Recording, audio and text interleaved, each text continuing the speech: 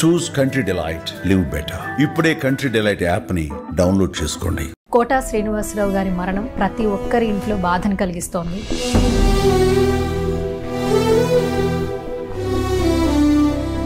Quota Srinivasarao అనగానే వెంటనే వినిపించేది బాబు మోహన్ గారి పేరే. నేను వచ్చేసరికి ఆయన లేడండి. ఒక్కరై రావడం, ఒక్కరై పోవడం, నడుమ ఈ నాటకం విధిలీల అంటారు. అంతే మరి నాటకమే. నిన్న నాతో మాట్లాడి నిన్న సాయంత్రం అనుకోండి చీకటైంది, తెల్లవారేసరికి లేడుగా. అప్పటి తరం హీరోల నుంచి ఇప్పటి తరం హీరోల వరకు వాళ్ళ యొక్క క్షణాన్ని ఆయనతో మరొకసారి నెమరు వేసుకునే ప్రయత్నం చేశారు. మీ ఇద్దరికి చాలా కోఇన్సిడెంట్స్ ఉన్నాయి సార్. ఇద్దరు కొడుకుల్ని పోగొట్టుకున్నారు సార్. మీకు అన్నం ముద్దలు తినిపించి నోట్లో పెట్టేవాళ్ళంట, నిజమేనా? రారా వాళ్ళకి ఒక ప్లేట్ ఎందుకుదా, ఎందులో తిన్నారా అనేవాడు తినిపించి.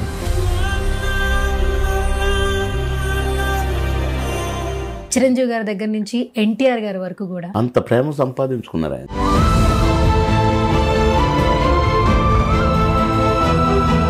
ఒక మనిషి పుట్టినప్పటి నుంచి చచ్చే వరకు నవ్వించడం అనేది నార్మల్ విషయం కాదు. నేను ఎప్పుడు చెప్తుంటాను, భగవంతుడు ఈ జన్మ ఆ కళ.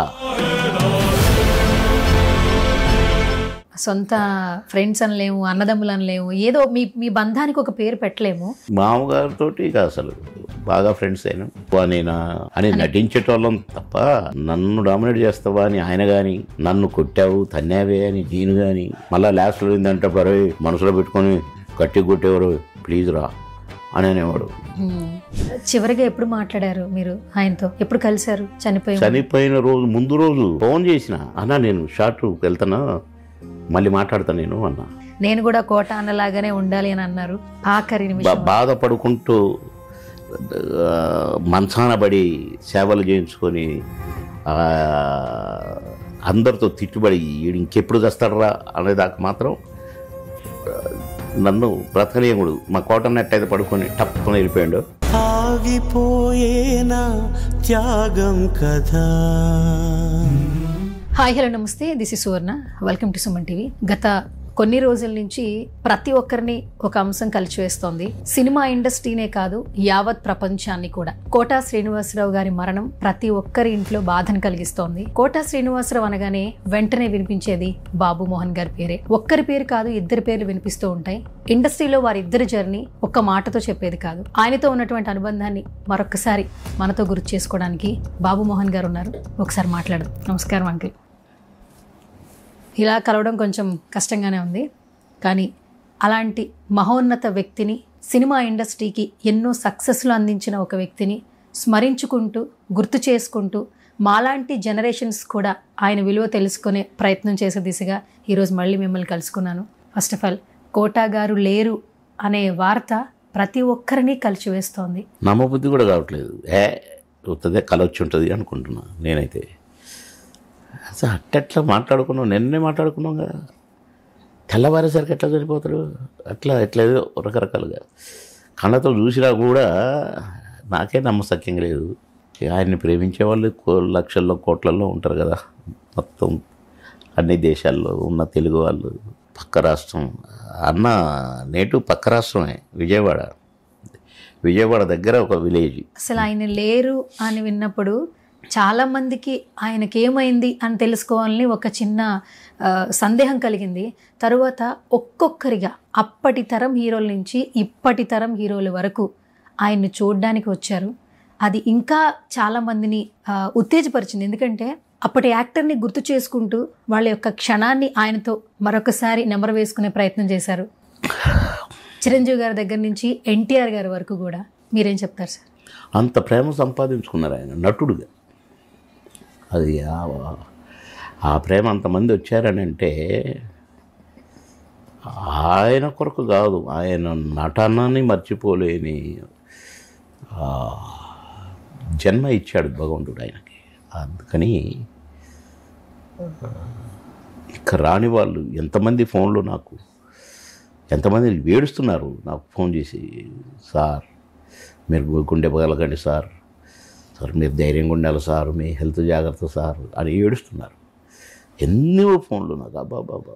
ఒక అతనైతే ఆఫ్రికా నుంచి ఒక పాట నా మీద పాడి రికార్డ్ చేసి పంపాడు. అంటే కోట మీద నా మీద మీ ఇద్దరం అన్ని ఫోటోలు, ప్రతి ఓడుకి ఒక ఫోటో. ఆయన ఓపికే అసలు మెచ్చుకోవాలి. అది మా అదృష్టం. భగవంతుడు మాకు ఇచ్చిన ఈ జన్మ ఒక వరం మాకు. అదిగాక మేమిద్దరం మళ్ళా కలుసుకోవటం, మేమిద్దరం కలిసి చేయటం, మళ్ళా ఒక అన్న బంధంలాగా. ఇద్దరం ఆర్టిస్టులమే అయినా అది సరదాగా కాంబినేషన్ వేసేది పోయి రిలేషన్ కిందికి మారింది.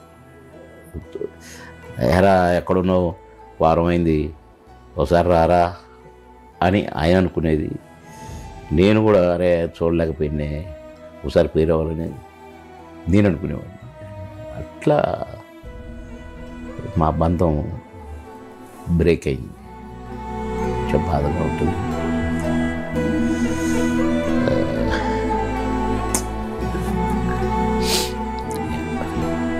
కోట శ్రీనివాసరావు అనగానే వెంటనే బాబు మోహన్ అంటుంటారు కదా, ఇండస్ట్రీలో కావచ్చు, బయట కావచ్చు, కుటుంబంలో కావచ్చు.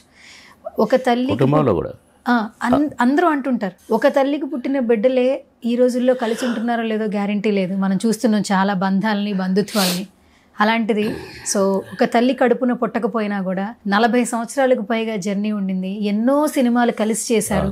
ఒక్కసారిగా అలాంటి వ్యక్తి లేడు, అతని మాట వినలేను, అతన్ని రేపటి నుంచి నేను చూడలేను, కలవలేను అన్నప్పుడు మనసు చలించిపోతుంది. చాలా చాలా ఆగట్లా దుఃఖం.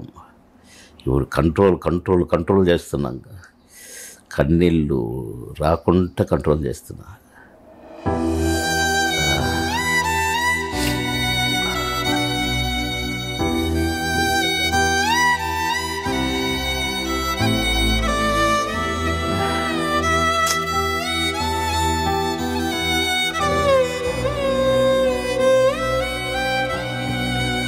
ఒక మాట అంటుంటారు కదా సార్, ఇప్పుడు ఒక్కరై రావడం ఒక్కరై పోవడం, నడుమ ఈ నాటకం విధిలీల అంటారు. అంతే మరి, నాటకమే. నిన్న నాతో మాట్లాడి నిన్న సాయంత్రం అనుకోండి చీకటి అయింది, తెల్లవారిసరికి లేడుగా, నాటకం కాదు మరి. కానీ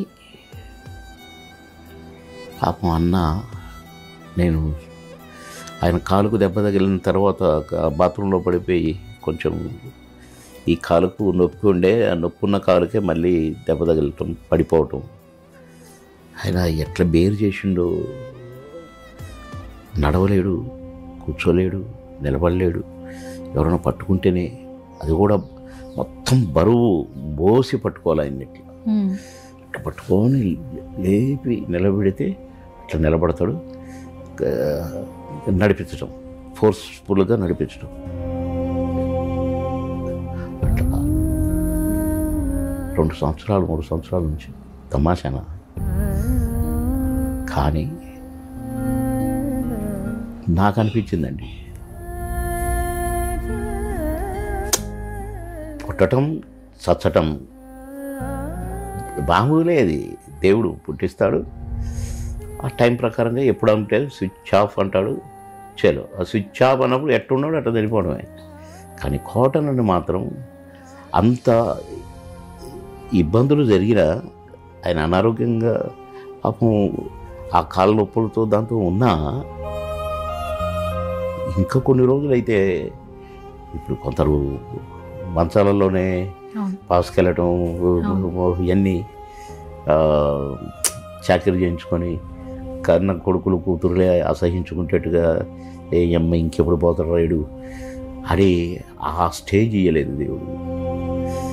కొన్ని రోజులు బాధపడ్డాడు, పడుకున్నాడు, వెళ్ళిపోయింది.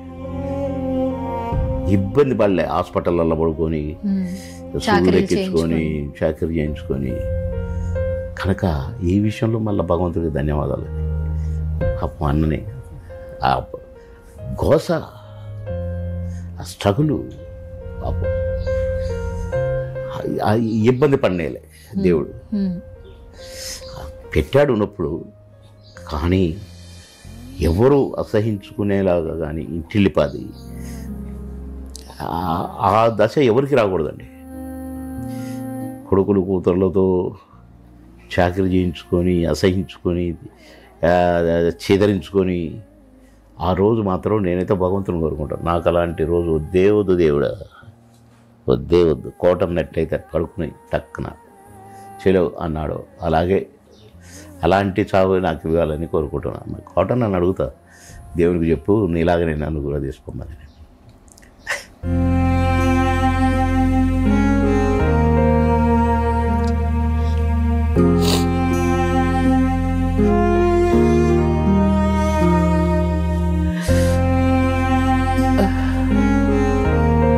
సార్ మీకు అన్నం ముద్దలు తినిపించి నోట్లో పెట్టేవాళ్ళంట, నిజమేనా? అవును.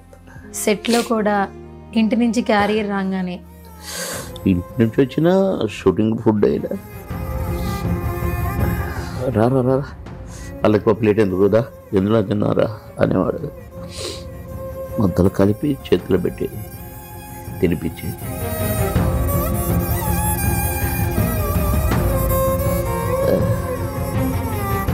మీ ఇద్దరికి చాలా కోయిన్సిడెంట్స్ ఉన్నాయి సార్.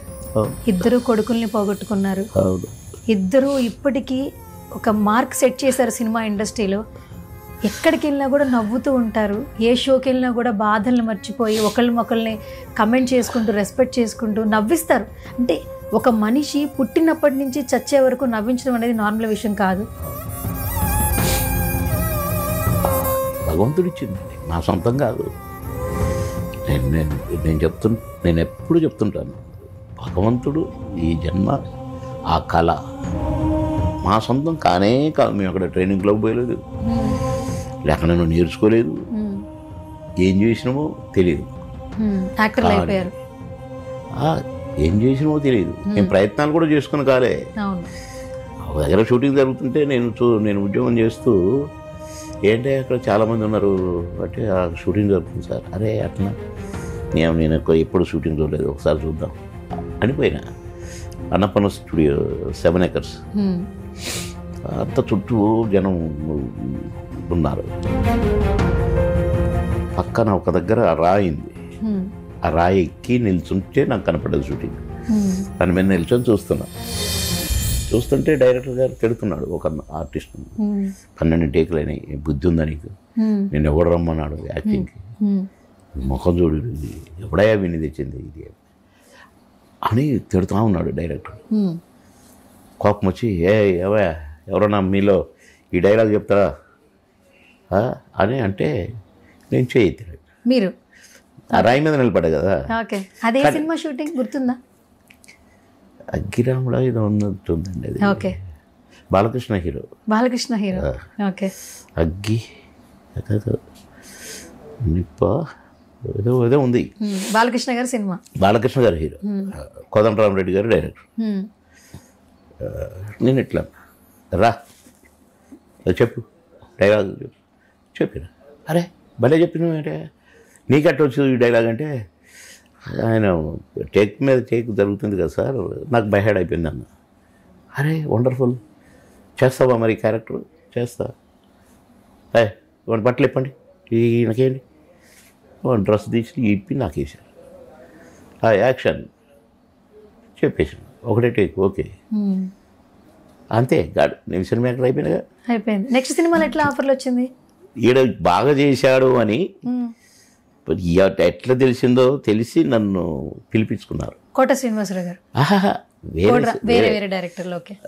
ప్రతాపాటు ప్రొడక్షన్స్ వాళ్ళ మేనేజర్ ఉండే ఇక్కడ షూటింగ్ చూసి పలానోడు భలే చేసిండు సార్ అని చెప్పిండట. సరే మొత్తానికి పోతే రాజశేఖర్ హీరో. నేను డైలాగులు చెప్తుంటే క్లాప్స్ కొడుతుంటే ఎవరు క్లాప్స్ కొడుతున్నారు, నేను ఏడున్నా కదా అనుకుంటాడు ఆయన. నేను లేకుండా క్లాప్స్ కొట్టడం ఏంటి, అందరూ కొత్త వాళ్ళే కదా అనుకుంటాడు. చూస్తే నేను ఆయన కూడా సపోర్ట్లో కొట్టాడు, భలే చేస్తున్నావు బాబు అని సెకండ్ ఇచ్చాడు. ఈ షూటింగ్ జరుగుతూనే ఉంది, అయిపోయింది. 3వ రోజే ఫోన్ ఆహుతి నుంచి, ఆహుతి సినిమాకు శ్యాంప్రసాద్ రెడ్డి గారు, మళ్ళీ రాజశేఖర్ అక్కడ హీరో. అందరూ super character. Ankusam, that continuation. Ankusam 3వ సినిమా. ఓకే. అంకుశం రిలీజ్ అయిన వారం రోజుల్లో 10 సినిమాలు బుక్ అయినా. నేను ట్రై చేయలేదు, ఎవరిని నన్ను ఎవరు పిలవలేదు, అవకాశాలు అడగలేదు. మీకు కోట శ్రీనివాసరావు గారికి ఫస్ట్ మూమెంట్ గుర్తుందా? అసలు మీరిద్దరు ఫ్రెండ్స్ కాదు, సెట్ లో కలిసిన మూమెంటే ఫస్ట్. ఏమైనా ఆయన సీనియర్ లాగా? అదే నేను అంకుశంతో సినిమా యాక్టర్ అయ్యాను. అంటే నాకు మంచి ఆఫర్స్ వచ్చినాయి, దంచుతున్నాను. ఫస్ట్ కాంబినేషన్ బొబ్బిలి రాజాలో కోటగారి పక్కన క్యారెక్టర్. నాకు కోటగారు ప్రతిఘటన కానీ అన్ని సినిమాలు చూసినాం కదా, నా పెళ్ళి అంటే అవన్నీ చూసినాం కాబట్టి అరే కోటగారి పక్కన నటించే అవకాశం వచ్చిందని సంతోషంగా ఉన్నా నేను. కోటగారి కాంబినేషన్ అని చెప్పారు నాకు డైరెక్టర్ గారు. పోయి నమస్కారం పెట్టిన, సార్ చాలా సంతోషంగా ఉంది సార్ అంటే, సెకండ్ ఇస్తే ఇయ్యలేదు అన్నాడు. తర్వాత యాక్షన్లో ఏదో అది ఇది అని అంటాం, కొద్దిగా కోపంగా చూడటం నన్ను, అట్లని నేను స్పోర్టివ్గా నేను నవ్వుకుంటూ పలకరించుకుంటూ పక్కనే కూర్చుంటూ కావాలని ఇట్లా ఉన్నాము. ఆ సినిమా తర్వాత 2-3 సినిమాలు చేశాము.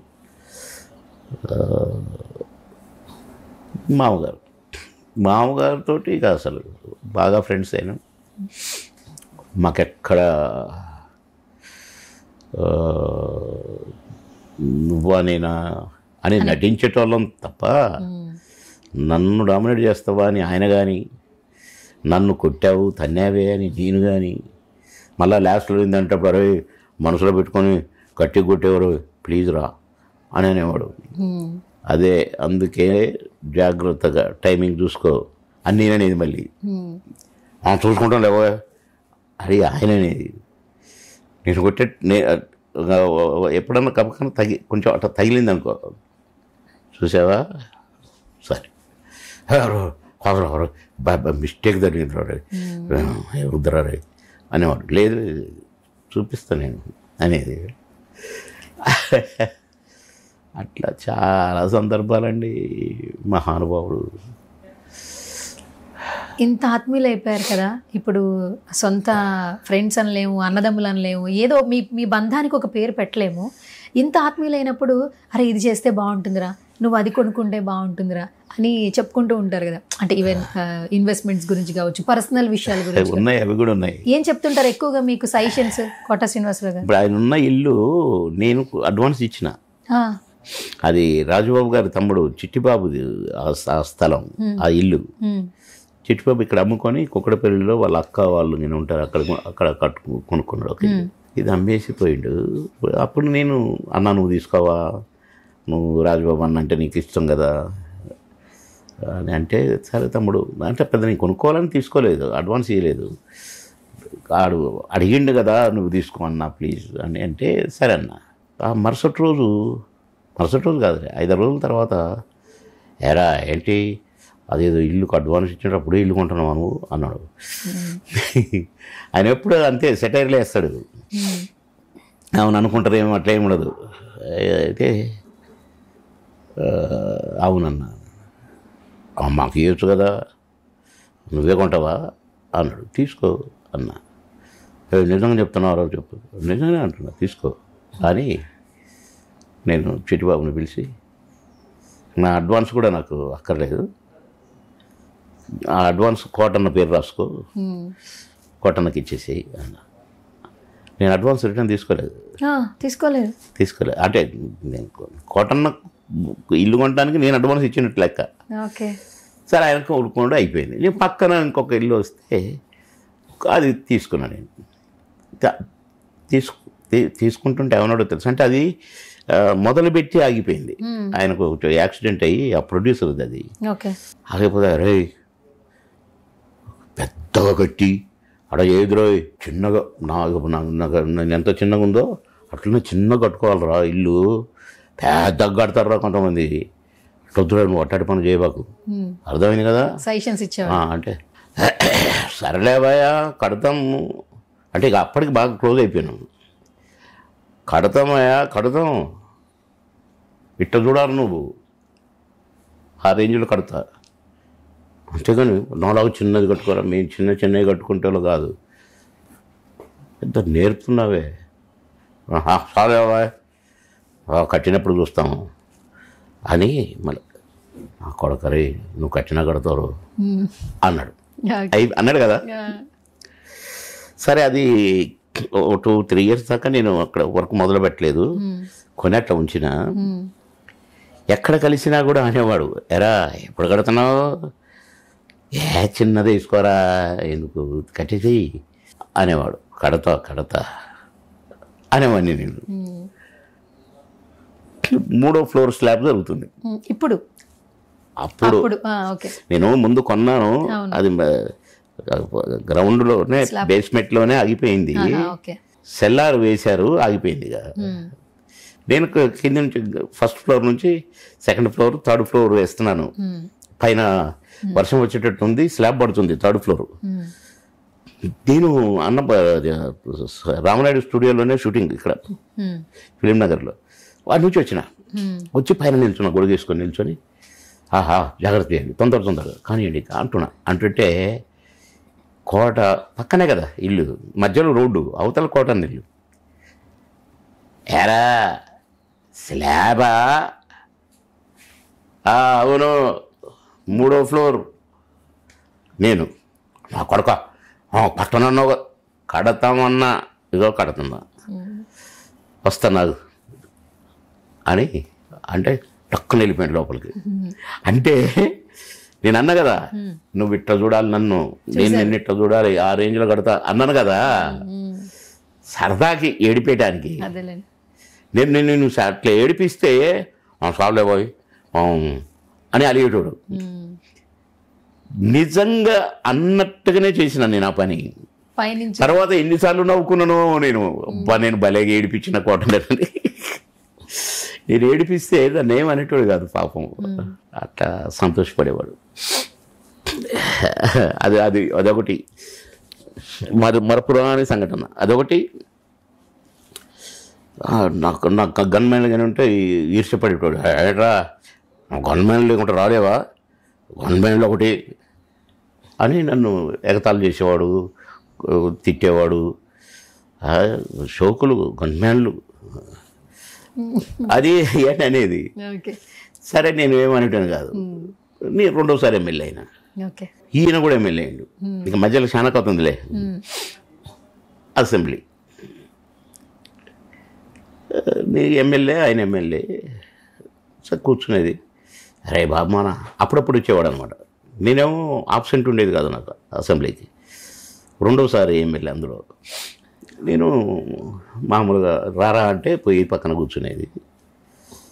3 నెలలలోపు మినిస్టర్ అయినా. కోట శ్రీనివాసరావు వచ్చిండు ఒకరు, వచ్చి వెనకాల కూర్చునేవాడు, లాస్ట్ బెంచ్లో కూర్చునేది. నేను నాకు ఏదో క్వశ్చన్ ఉండే, సమాధానం ఇచ్చి చెప్పి కూర్చొని టీ బ్రేక్ ఏదో అనేసరికి ఇట్లా లేస్తే ఉన్నాడు. రే బాబానా రే రారా, టీవీలో పడతాం రారా అన్నాడు. మినిస్టర్ ఎమ్మెల్యే సారీ, నేను ఇక్కడే కూర్చోవాలా, నువ్వు అక్కడే కూర్చోవాలి అంటే ఇక ఎమ్మెల్యేలు అందరూ గొల్లున నవ్వారు. అదే లాస్ట్. ఇక తర్వాత ఆయన అసెంబ్లీకి రాలేదు. నా కొడుకు మినిస్టర్ అయిపోయానే అని.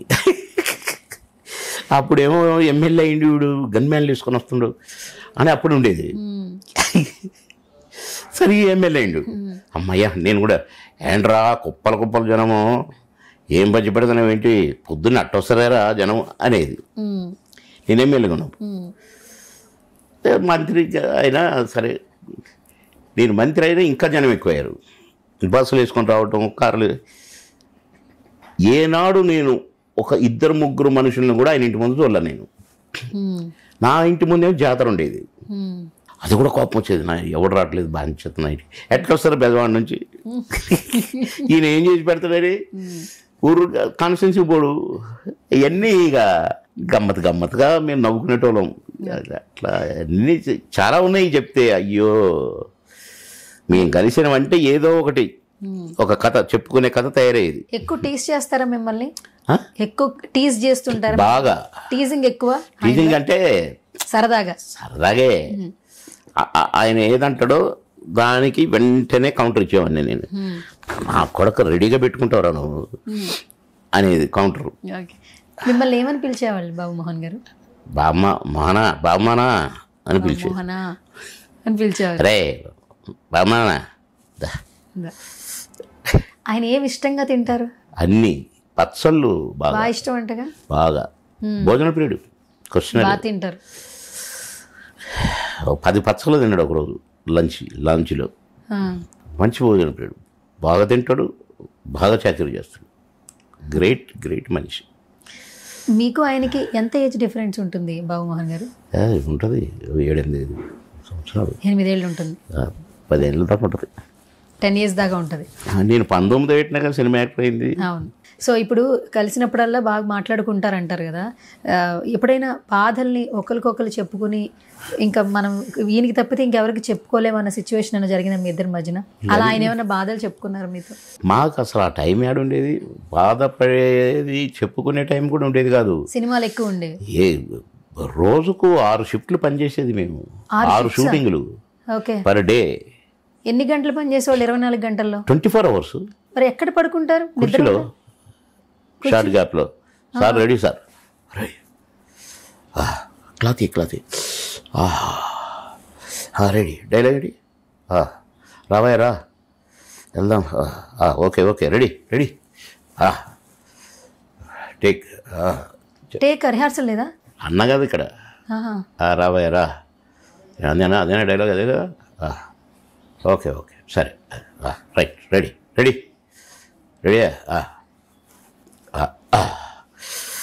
Clap, action, dialogue. ఓకేనా? ఓకే. అది అట్లా 16 సంవత్సరాల పైనే. 16 సంవత్సరాల పైనే. Round the clock. ఎప్పుడన్నా ఒక రాత్రి క్యాన్సిల్ అయితే పడుకునేది కదా. సరదాగా ఎక్కడికైనా వెళ్ళేవాళ్ళ? ఇంకెక్కడ సరదా, పడుకోవడమే, ఇంకా ఖాళీ దొరికితే అంతే కదా. రెస్ట్ లేదు కాబట్టి. రెస్ట్ ఇది మళ్ళీ దీంట్లోనే పాటలే, డ్యాన్స్లే, అవును, ఫైటింగ్లే. మేమెప్పుడు ఏంటి ఏంది షూటింగ్లు చేయటం నిద్ర లేకుండా. నాకు ఒకసారి మెడ్రాస్ అయ్యి వచ్చింది, దాసర్ గారి షూటింగ్. నేను 2 కళ్ళు వాసిపోయి ఇంత లావు అయినాయి కళ్ళు, గుడ్లు. నేను అట్లే చేస్తాను. 2 చేతులతో క్లాత్ ఇట్లా పెట్టుకునేవాడిని. అట్లా తీసి రెడీ సార్, బియ్యం ముక్కలుగానే కూర్చుకుంటుంటాయి. దాసర్ గారు నేను చేయలేనురా, కట్ చేయలేనురా. ఏంటి అరే కళ్ళు పోతాయిరా, అట్లా పెట్టుకొని ఎట్లా చేయబుద్ధి అవుతుందిరా నీకు? నేను చేయలేనురా, ప్యాకప్ చెప్పేస్తారా, తర్వాత చేసుకుందాం. గురుగారు దండం పెడతా, నాకు 3 నెలల దాకా కాళ్ళు ఎక్కడ లేదు సార్, ప్లీజ్ సార్.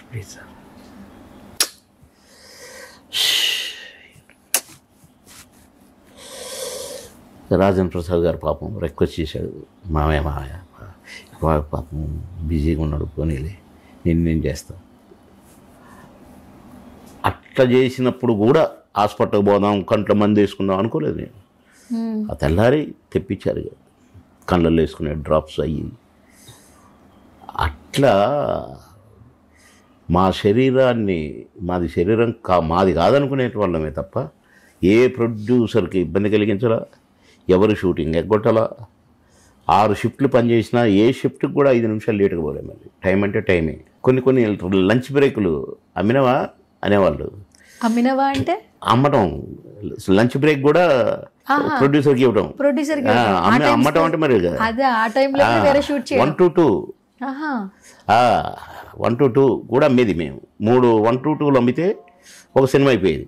3 రోజులు లేక 2 రోజులు, 3 సీన్లు, 4 సీన్లు, 5 సీన్లు టప కొట్టి పారేసి వచ్చేది. మళ్ళీ ఉండేది కాదు. ఇప్పట్లో యాక్టర్స్ మీరు చూడండి, క్యారివాన్స్, మ్యాన్, వాళ్ళకి సర్వీస్ బాయ్స్, ఫెసిలిటీస్ ఎక్కువ ఉన్నాయి. అప్పట్లో అసలు మీరు ఎక్కడ కూర్చునేవాళ్ళు? మీకు ఎవరు సహాయం చేసేవాళ్ళు? ఏదైనా ఉంటే ఓకే, లేకుంటే రాయి ఉంటే రాయి, ఏది ఉంటే అది అక్కడ కూర్చునేది. మేము సుఖాన్ని కోరుకోలేదు, కష్టపడటమే తెలుసుకున్నాం మేము. ఇప్పుడు వచ్చేటోళ్ళు అన్ని కంఫర్ట్స్ చూసుకొని వస్తున్నారు. సరే, అది వాళ్ళ అదృష్టం, ఇది మా అదృష్టం. కానీ మేము ఇట్లా మేము ఏ కంఫర్ట్ లేకున్నా ఎంజాయ్ చేసినాం. నేను మీకు ఒక వీడియో చూపిస్తాను చివరిగా. ఆ వీడియో చూస్తున్నప్పుడు మీకు ఏమనిపించిందో చెప్పండి. జస్ట్ మీ మెమరీస్ ఒకసారి రీకలెక్ట్ చేద్దాం అని. తల్లితో సమానం. బిడ్డ ఎదుగుదలకి మాత్రం స్తన్యం ఎంత అవసరమో బిడ్డ మానసిక వికాసానికి. సో అలా చూస్తున్నప్పుడు ఇద్దరిని ఆప్యాయంగా ఒకరికొకరు చెప్పుకోవడం, ఆయన జీవితంలో జరిగింది నా జీవితంలో జరిగింది. ఇప్పుడు ఇది ఇందులో చూపించే కరెక్ట్. అదొక సభ, ఒక మీటింగ్లో మేము ఆయన సినిమా యాక్టర్ను, నేనేదో సినిమా యాక్టర్ను, నేను మాజీ మంత్రిను, అట్లా ఏమి లేదు. ఆడుకోవటం అంతే, సెటర్లు వేసుకోవటం. ఆయన మాత్రం సెటర్లు వేయకుండా మాత్రం వదలడు. దానికి వెంటనే కౌంటర్ నేను ఇచ్చేవాడిని, ఇక అంతే. అట్లే ఆడుకునేది మేము. ఓకే. చివరిగా ఎప్పుడు మాట్లాడారు మీరు ఆయనతో? ఎప్పుడు కలిశారు? చనిపోయిన రోజు ముందు రోజు వెళ్ళి కలిసారా? ఫోన్ చేసిన, మాట్లాడారు. ఆ సందర్భంలో ఫోన్ చేసిన, మాట్లాడినా, అన్నా నేను షార్ట్కి వెళ్తానా, మళ్ళీ మాట్లాడతాను నేను అన్నా. సరే అన్నాడు. నేను 4 o'clock అప్పుడు ఫోన్ చేశాను. మళ్ళీ 6 o'clock అప్పుడు ఫోన్ చేస్తే పడుకొని ఉన్నాడు. అంటే అన్న లేచినాక చెప్పండి, నేను రేపు వస్తలే అని పెట్టేసిన. వాళ్ళ పెద్ద అమ్మాయి ఎత్తింది, బాబాయ్ అంటది, ఎత్తింది. నైట్ అయింది, పడుకున్నాం. పొద్దున లేవలేదు. 5 గంటలకి ఫోను మా టీవీ వాళ్ళు, తెలియదా కోటగారు ఇలా అయిపోయారు, ఫోన్ ఎన్నిలోకి వస్తారంటే వస్తానని 2 మాటలు.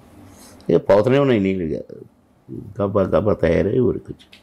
ఆ విజువల్స్లో మీరు బ్రహ్మానందం గారు ఎక్కి వేడుస్తున్న అవి చూస్తున్నప్పుడు ప్రతి ఒక్కరిని, ఏ జనరేషన్ ఉన్న వాళ్ళైనా కలిసివేస్తుంది. కోటా గారి గురించి తెలుసుకునే ప్రయత్నం చేశారు చాలామంది. ఇంతమంది వ్యక్తులు వస్తున్నారేంటి, ఇంతమంది బాధపడుతున్నారేంటి అని చెప్పి ఆలోచన చేసే సిచ్యువేషన్ చూసాం. బ్రహ్మానందం గారు అయితే అసలు ఆల్మోస్ట్ మంచి నటుడుగా పేరు తెచ్చుకున్నారు కదా. మంచి నటుడు ఆయనే అన్న ఆప్యాయతతో వచ్చారు. అందరు ఎవరు చుట్టాలు గారు, క్లాస్మేట్స్ గారు, పక్కింటోళ్ళు గారు. కానీ అరే మన కోట, అరే మంచి నటుడు. చిరంజీవి గారు కూడా నన్ను ఎట్టు పట్టుకొని ఏం చేశారు, ఎలాంటి జంట మీది అని చాలా గొప్పగా. మొన్న కూడా మీ సినిమా ఉప్పు కప్పు రంగు ప్రివ్యూలో వచ్చారు, చాలా యాక్టివ్గా ఉన్నారు. చాలా రోజుల తర్వాత మిమ్మల్ని ఇలా బయట చూస్తున్నప్పుడు ఆడియన్స్ అందరూ కూడా చాలా హ్యాపీ ఫీల్ అయ్యారు. కానీ ఒక వీడియో ఐ థింక్ సో సిస్టర్తో వస్తే అది వేరేలాగా థంబ్నెయిల్ పెట్టారు. కాదండి, నేను ప్రివ్యూ షోలకు కూడా సరిగా వెళ్ళేటోని కాదు. సరే మా అక్క వస్తానంటే తీసుకొని అక్కను వాళ్ళ బాబు సరే వెళ్ళినాము. వాడు కూడా ప్రివ్యూకి వచ్చాడుగా, తను చూశాడుగా. సినిమాలో నేను ఉన్నానని తెలుసు వాడికి. వాడు ఏదో మాట్లాడాడు. ప్లీజ్ శబ్దం కాకూడదండి. వాడు రాస్తాడు, భార్యతో వచ్చిందంట నేను సినిమాకి, ఒకప్పుడే నటుండంట నేను. ఆ సినిమాలో చూడలేవాడు కళ్ళు దుబ్బినాయా చెప్పండి. మా సొంత అక్కని పట్టుకొని భార్య అని రాస్తాడు వాడు. తెలియకపోతే తెలుసుకోవచ్చు, ఎవరైనా అడగవచ్చు, పోనీ మమ్మల్ని అడగవచ్చు. కానీ వాడు ఇష్టం వచ్చినట్టుగా వరుసలు రాసి మళ్ళీ దాన్ని ఒకప్పటి నటున్నట్టు నేను. ఇప్పుడు నేను నా సినిమాలు 10 సినిమాలు నేను షూటింగ్లో చేస్తుంటే అయినా నేను మొన్నటిదాకా నేను ఒక టీవీ సీరియల్ చేసిన, 2-3 టీవీ సీరియల్ చేసిన. ఉప్పుకప్పురంలో మంచి రోల్ చేశారు, క్యారెక్టర్ బ్రహ్మాండమైన క్యారెక్టరు. వాడు కళ్ళు దుబ్బినాయా. ఒకప్పటి కాదు, ఈ జన్మంతా నన్ను సినీ నటుడు అంటారు. ఒకప్పటి నటుడు మళ్ళీ సొంత అక్కని పట్టుకొని వాడే ఊహించుకొని భార్య అని రాయటం దొంగ నా కొడుకు. మీకు ఫోన్స్ కూడా వస్తున్నాయి కదా. ఎన్ని ఫోన్లు అండి బాబోయ్, ఎన్ని ఫోన్లు. వాడు ఎవడో తీపిస్తున్నా, మా వాళ్ళని పెట్టిన వదిలిపెట్టను వాడిని, మనంతూ చూస్తా. మన మీద పోలీస్ కంప్లైంట్ కూడా ఇస్తాను నేను. సో ఇట్టటి నా కొడుకుల్ని బహిష్కరించాలండి మీరు టీవీ వాళ్ళు. అన్ని టీవీలకు చెడ్డ పేరు కదా, టీవీలోళ్ళు అని అనాలి నేను. కానీ అందరు అనకూడదుగా నేను, కానీ అనాల్సి వస్తుందిగా ఇప్పుడు. కనుక ఒక్కడి వల్ల అందరికీ చెడ్డ పేరు కదా, దాన్ని మళ్ళీ వైరల్ చేయటం, 1000 మందికి పంపటం. వాడు మనిషి అండి, వాడు తినేది అన్నమేనా అసలు, పెండ కదా, పెండే వాడు తినేది. అందుకని పెండ తిన్న పని చేసిండు వాడు. వాడిని వదిలిపెట్టనండి.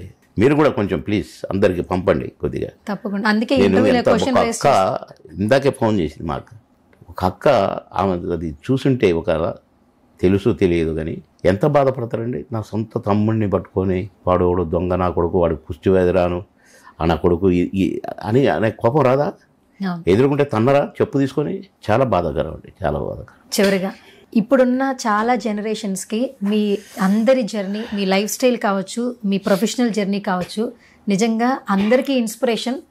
ఎందుకంటే ఈ కాలం జనరేషన్స్లో వెంటనే ఒక చిన్నది అవ్వంగానే సూసైడ్కి వెళ్ళిపోవడం, క్రైమ్ వైపు వెళ్ళిపోవడం, నెగిటివ్ థాట్స్, నెగిటివ్ ఆరా వైపు వెళ్ళిపోవడం, అవన్నీ చూస్తూ ఉన్నాం.